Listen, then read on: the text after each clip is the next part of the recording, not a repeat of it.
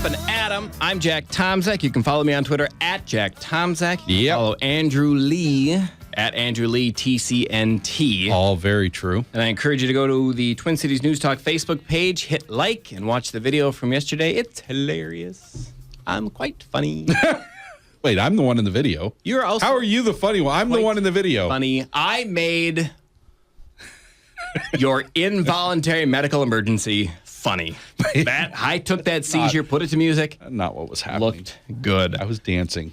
All right, joining us now in studio for the next hour is comedian Tim Slagle. Morning, Tim. Hey, nice it's good to be you back. And you brought with you Kostaki Economopoulos, one of the comedians in town for Crash and Burn. Yes. I apologize for the slowdown while pronouncing your last name. No, I imagine you're used to it. Yeah, I'll take it. I can do Stamos, I can do Menounos, but Economopoulos. Economopoulos. Or yogurt is difficult. No, you got it. You're just a little, you take your time. That's fine. I was in Jacksonville, Florida. This is my favorite one. The host comes out and she goes, "Ladies and gentlemen, give it up for Econo Kakalakapus."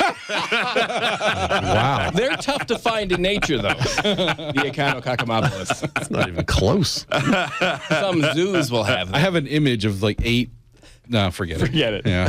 It's when you were pronouncing it, Jack Lump was in the back room there going, "I would bet you any money he spent all morning in front of a mirror practicing that." I did. So Acme Crash and Burn, we've been talking about it all week. It's the concept of you get 4 headlining comedians who start off the week with material they've never done on stage before. It's so great. That's the concept, and over the course of the week, you're honing it, you're whittling it down, you're getting rid of some stuff, you're figuring out what works, and by the end of the week, the goal is to have 20, 25 minutes of new, fresh material. We're on night 3. How's it going? I was just actually doing the math. This is the 4th one I've done. I've done this for 4 years. Yeah. So if everything had gone great, I should actually have 80 minutes of new material right now. That is like 2 cable specials, right? And I realize I guess I failed. Tim, is this a competition? Is there a winner? No, we do. It's actually it's more of a team effort. It's more of a community sort of thing. Is that actually? I know. I know. AM 950 for this garbage. I know me. Nah. Yeah. You booked an NPR later today and confused about where you are right now. That's too socialist for you. No, but it's the 4 of us We're are like winners and losers here. Yeah. the 4 of us are trying to build a show together. So it's actually we're all helping each other. We're all giving each other lines and. It's so great. It's I literally said this yesterday. It's I'm sad that it'll be over in a couple days. It's such a great warm situation that you are pushed to do what we should all be doing a little bit all the time. But it's hard to do because when you're a pro comic, you feel like you need to bring it. Yeah. You're headlining a show. People have babysitters. There's 200 people there having a good time. You don't want to stop and do some crazy ideas that you don't think work yet. Well, we had. This is why Andrew and I have been doing the exact same show for 3 months. I know. Nobody's finding noticed it yet. So weird. Tweaking it here and there.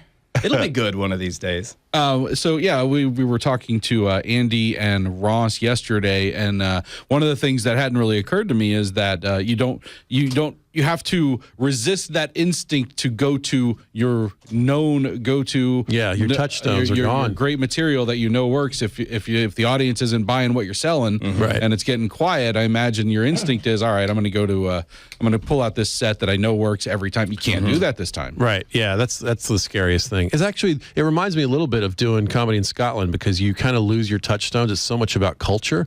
So when you can't do when everything goes wrong in an American club, I kind of know my way out of it. Sure. Yeah, but not so true abroad. One of the scariest moments of my whole career was waiting to go on in a club in Scotland, and the guy in front of me was tearing the roof off the place, and I literally couldn't understand what he was saying. Oh, God. What's working? This is going to be trouble. I didn't know it was going to be a Farsi club. Yeah. What language is this? So when you do stand-up, every room is different, right? And every audience is different, and you can kind of adjust to meet that need if you can find out where they are. But when you're trying to work out stuff, can you adjust to the room, or you just got to plow ahead with your plan and hope? That's a good question. Thank you. I think I think you can. Last night I didn't. yeah, it's funny. Me neither. We were both sort of second guessing our approaches after. It's because the first 2 days, we did that Janine Garofalo thing where you just get the notebook and you just read out of the notebook and aren't I brainy and clever that I've actually written down my ideas for you all. Right. And it worked on Tuesday and Wednesday. It's on Thursday. They're going, you're just reading it off a page. Yeah, I was the guiltiest of that because I'm that's the strength of what I do. I'm kind of a writer-ish guy. And so it was really nice to just read them all of my ideas and I'm winnowing them down. They're helping me edit it out and get it to its essence. It's really great. But yeah, last night was the first night of okay, we need you to look up. That's fair. To answer your question, I think this format makes it tough to do that, to sort of adjust on the fly, because I don't have a big menu of choices. When I'm doing my stuff that I've done forever, I have a lot of choices, and if they're not into this, and if I feel a little this, and I want to go here, and there's a lot of different ways to go. But here, I've got a very small menu. It's the stuff that I'm trying to figure out. And I'm not allowed to say anything that was funny prior. Ross has a great line. I don't know if he did it yesterday. I'm gonna risk that he didn't, and he can't do it anywhere else but in this format. Is that he said that going back to your old material is a lot like Viagra, because it makes you think you're better than you are. It's great. So, Kostaki, how long have you been doing stand-up as a profession? As a profession, 21 years. Wow. Yeah. Best job in the world. What's the last real job you had? Well, I was a teaching assistant in grad school. I studied politics in grad school, so I was a teacher essentially. And then I had some kind of crummy jobs in between while I was kind of making the transition. I was a temp here and there, and I worked the phones at a comedy club, a black comedy club, which is really fun to get a super lily white voice calling and asking for directions. Sometimes I would stay and watch that. What attracted you to comedy as a profession? Was it the late nights in the crappy hotels? I just loved it. I was, it dates me a little bit, but I had audio cassettes of all the greats. As long as you're sitting next to Tim, you're fine. Yeah. It's good. Youngest comedian in the room. It's funny.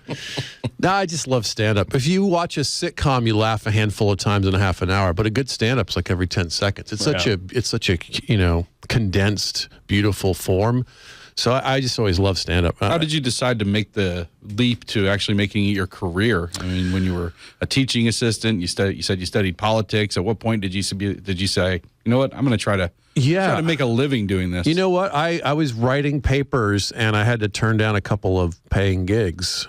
And I thought, I got to get the hell out of here. I got to at least try it. And I saved all my books, and I still have them. Just in case. Both of my parents were educators, professors, and so I saved all my books. And you must be so proud. Well, I could go, yeah. My dad and I had a running joke forever about it. He was from Greece originally and had a thick accent, and if something would go wrong, a gig would get canceled or whatever, he was like, "It's not too late to go back to school, boy." Some good schools out there in California. I was just working with a buddy that had a really good job for AT&T as a computer programmer when he went into comedy in the late 80s. Yeah, there's a bunch of those. Foxworthy he was at IBM, and he's thinking of going back now. So he's been interviewing. He goes, it's amazing how little importance being literate in DOS has. That's a funny line. Well, it's a little like being in prison. You haven't really worked a real job in a very long time, so there might be things you're unaware that have changed. Yeah, well, human resources, Tim, have really changed since the last time you had a job. well, more so than that is if you at my age interviewing, there's no way I can convince them that I haven't been in prison. I've been doing this. I've been doing this over 30 years. I have that gap in the resume that's the exact same length. Yeah, as most major prison sentences. Yeah, really bad ones too. I mean, that's like murder one with a bad lawyer. But who would an employer rather hire? Somebody who's been a stand-up for 30 years or somebody who's been in prison for 30 years? The Prague prison. Yeah, good point. Sadly, You might learn a few skills in prison. it's a debate. Sadly, Yeah. Well, Kostaki, I should thank you if you're going to. I mean, when you gave up on education, you went into a new field. In Minneapolis public schools, they keep taking a paycheck. Those who Now, you a lot of your material, you do some NFL jokes, right? You're a big NFL fan. yeah. I have a radio segment called Quick Snaps. It's all topical NFL jokes. So yeah. Well, you happen to be on the radio right now. That's a good point. Thanks for leading me. Did you pay attention to the draft last night? Yeah, I love it. Yeah. I'm obsessed. I tried not to do too much because we're here for a different thing, but I was sneaking some peeks here and there. Who's your team? I'm a Falcons guy. I'm from Atlanta. So, Okay, all So right. yeah. Were you guys happy with are you Vikings fans here? He's a Packers fan. Oh, It's a weird show. It's a weird show. I grew up in Miami. Oh, okay. So my number one team is the Dolphins, but I definitely root for the Vikings as well. So that was my number 2 team when I was a kid. I always loved Marino, that era. That was when I was growing up. So Yep, I yep. love that team. That's when I lived there. I remember the ¡84 Super Bowl very And well. as I a was- Packer fan, there's no room for a number 2 team. It's all my number 1 team. The Monsters. Well, the Packers are a good team, man. You got Aaron Rodgers. He's got more time in the pocket than my high school condom. That's a long time. I was on the math team. Did I mention? Okay. Very good. Very good. I love it. I love the pageantry and the storylines, and I love that Tim Tebow is back. Whee! Yes. That's awesome. I think it's great. His 4th NFL team. For a virgin, he's been with a lot of people. Maybe Mark Sanchez is Jesus. Tebow follows him everywhere. We got a Latina versus a Christian. Is this a lead of the Republican primary? Is that what they're doing? So yeah, the football jokes are a pleasure, man. It's been a fun gift to get to talk about my hobby for a living. you know? Sure. Yeah. Make Yeah. fun of it. Yeah, it's been fun. All right, people can go to the show tonight, 8 and 10:30. Yes. 8 and 10:30, yeah. Correct. 612-338-6393 or acmecomedycompany.com. Yep. And if you found Kostaki Economopoulos funny, you can go to economopoulos.com. Terrible choice. Good luck. Terrible. That's not it. Kostaki.com. COSTAKI.com. That is his. That's a funny tagline. The biggest name in comedy. There you go. That was one of the first jokes I wrote when Funny guy. I got a set at the Atlanta Punchline as an open micer, and I said I called and asked them if I could do a set. They said, "Well, you got to have a big name to play here." I'm like, loophole, loophole. All right, Kostaki, nice to meet you. Good luck in the crash and burn. And Tim, hang out. You stay with us for the next hour. We'll talk with Ben Johnson coming up next from the City Pages. When Rush Limbaugh speaks, people listen. If we could get everyone to listen, just imagine how nice life would be. Think about that. Rush Limbaugh, weekday mornings at 11. I'm not bragging. On Twin.